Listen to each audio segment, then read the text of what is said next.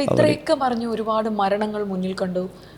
ചേട്ടൻ ശരിക്കും മരണത്തെ എത്ര തവണ മുഖാമുഖം കണ്ടിട്ടുണ്ട്? അതായത് ഇനി ഒരു ജീവിതത്തിലേക്കില്ല, എനിക്ക് എല്ലാവരോടും ഒരു ബൈ പറയാൻ സമയമായി എന്ന് തോന്നിയ ഒരു ഇൻസിഡന്റ് ഒത്തിരി പ്രാവശ്യം ഉണ്ടായിട്ടുണ്ട്. കൊറോണ വന്നിട്ട് എനിക്ക് ഒരു മാസം ഞാൻ കിടപ്പായി. അപ്പോൾ ഞാൻ ഒരിക്കലും തിരിച്ചു എൻ്റെ മുന്നിൽ ഞാൻ ഈ കണക്കുകൾ അവതരിപ്പിക്കുന്ന സമയത്ത് അന്നത്തെ ആൾക്കാർ കണക്കുകൾ അവതരിപ്പിക്കുന്ന സമയത്ത് ആരോഗ്യ വകുപ്പൊക്കെ അവതരിപ്പിക്കുന്ന സമയത്ത് എനിക്ക് തന്നെ തമാശ ചിരി തോന്നി. കാരണം മെഡിക്കൽ കോളേജിൽ ഞാൻ കിടക്കുമ്പോൾ വലിയൊരു ഹോളിൻ്റെ സൈഡിലാണ് ഞാൻ കിടക്കുന്നത്. എനിക്ക് നല്ല പരിഗണന, ബാക്കിയുള്ളവർക്ക് മറ്റ് കിടക്കും. പക്ഷേ ഈ ഞാനിങ്ങനെ നോക്കി കിടക്കുമ്പോൾ 233 പേരാണ്, 36 പേരാണ് 48 മണിക്കൊണ്ട് മരണപ്പെട്ടത്.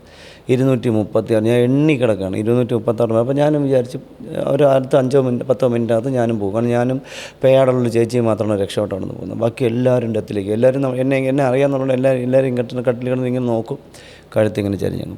ഇതെല്ലാം ഞാനിങ്ങനെ ലൈവ് നോക്കുകയാണ്. അപ്പോൾ ഞാൻ ഒരു അടുത്ത നിമിഷം എനിക്ക് ഇതാണ് അവസ്ഥ. ഞാൻ എന്നാലും ഒരു 20 ദിവസം വരെ കിടന്നു. പക്ഷേ എനിക്കൊരു പ്രശ്നമുണ്ട്, തിരിച്ചു വന്നു. പാമ്പ് കടി ഏറ്റിട്ട് 16 പ്രാവശ്യം ഞാൻ ക്രിട്ടിക്കലായി. 16 പ്രാവശ്യം ഞാൻ മരണത്തെ കണ്ടു.